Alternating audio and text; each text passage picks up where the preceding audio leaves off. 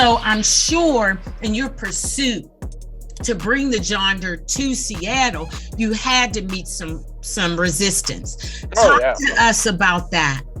Well, when it first came out, I got a lot of negative resistance because people said it's a fad. It's not going to last. It's going to come and go. Mm-hmm. But in my heart, I said, you know what? I don't agree with you. I really believe 20 years from now, we'll be making a living from hip hop. I don't know how, I don't know who with what, but it's going to happen. I just really believed in it, and boy, I'm sure glad I'm right, because these people back then didn't agree with me.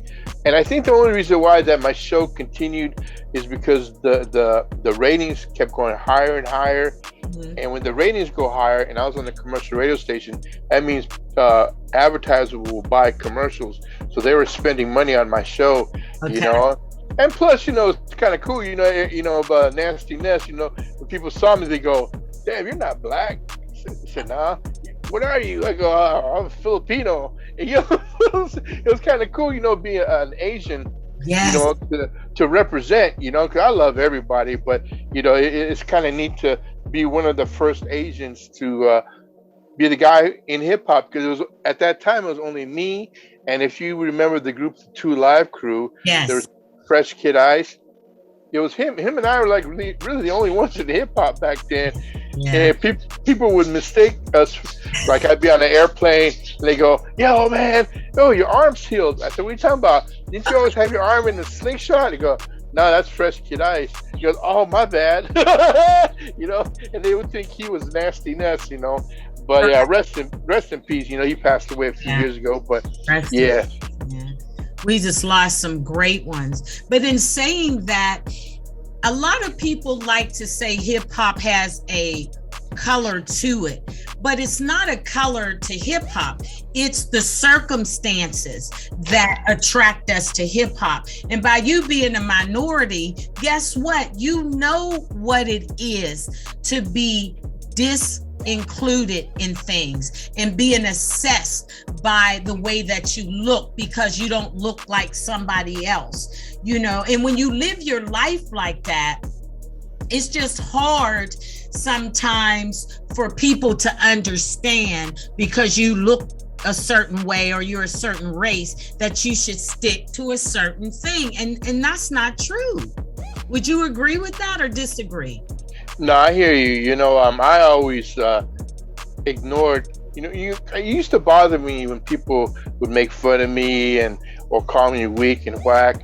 But Mix-a-Lot told me, go, man, use that negative talk and make you stronger, Mm-hmm. And then I started thinking about it. You know what? Yeah, here I am. Honestly, I'm 60 years old. Look at me, man. I'm wearing my Adidas top with my gold chain, my logo. And you look good with it. Yeah, you know what I'm saying? So you put me up against a regular 60-year-old that has nothing to do with hip hop.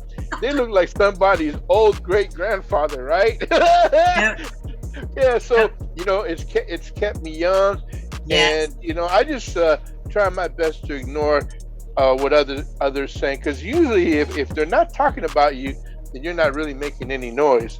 And trust me, they used to talk about me, and sometimes they do, sometimes it hurts, but I don't let it get to me. I'm just blessed to still be here doing this 40 years later. I'm blessed to be here talking to you.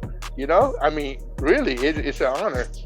Thank you. I mean, it means so much to me to have a pioneer like yourself, just to show the audience that this culture is not about a color of skin.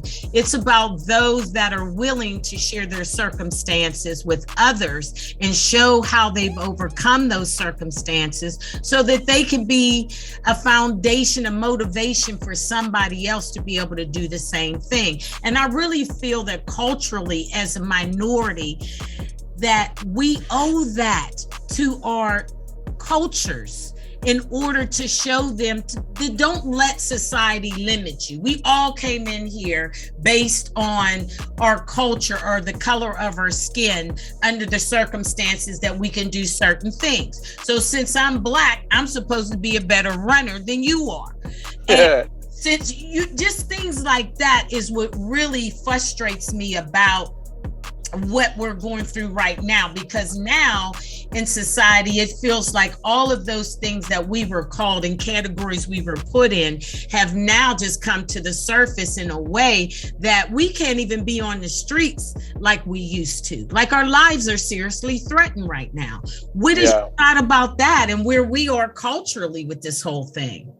Yeah, that whole Stop Asian Hate, Black Lives Matter, I'd never in my wildest dreams think that I would be living through an era like that, but well, I tell you, someone that don't like Asians, they come attack me. I know Chinese boxing. I know karate crazy. That's what I know. Don't do it. Don't start it over here. So I want to know, after 17 years, you rocking Seattle radio, what made you make the trip to come to California? What was here that you wanted to do that was next for you?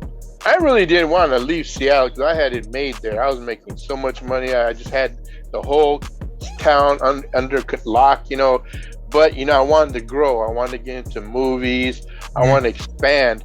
And when the offer came to be the rap editor for Hits Magazine, and they were going to pay for all my expenses, moving expenses, living expenses, I was like, you know what? I can always move back. I can always move back to Seattle. Right. And you gotta take that chance in life. It's a scary feeling. It really was. I remember being on the airplane crying because I was scared. I was really scared. But you've got to take a risk in life. If you fail, you just get back up. You try again. Yes. And it was the best move I've ever made. I'm really happy to be here. I love Seattle. I go there all the time. But, I made that move. I was able to be on, House Party 4. I was in Kung Pao Under the Fist. I was on the TV show ER. I was able to experience all those things that I set my goals to. And then, I wanted to add too, with the race issue, one thing I know about hip hop, a lot of people in hip hop love Kung Fu, and my role model growing up was Bruce Lee. And he happened to be in Seattle, went to school there, started school there. I ended up being a member of his school, and I started hip-hop. I wanted to talk to you about on the grill, to break that martial arts down to us. So don't give me the fast lane right now, Ness. Okay. I want us to talk about that on the grill. You trying to speed me through this bibble?